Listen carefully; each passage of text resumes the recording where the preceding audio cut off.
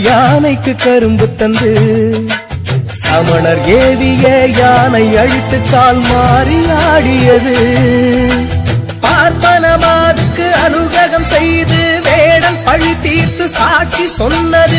மழை தடுத்து நான் மாடக்கூடலாய் வெதியன் பாவம் தீர்த்து மாணவரங்கம் கொய்து சமணர் ஏவிய நாகம் கொன்றது. மாயப்பால் சுவை வதைத்து பொன் கொடுத்தது.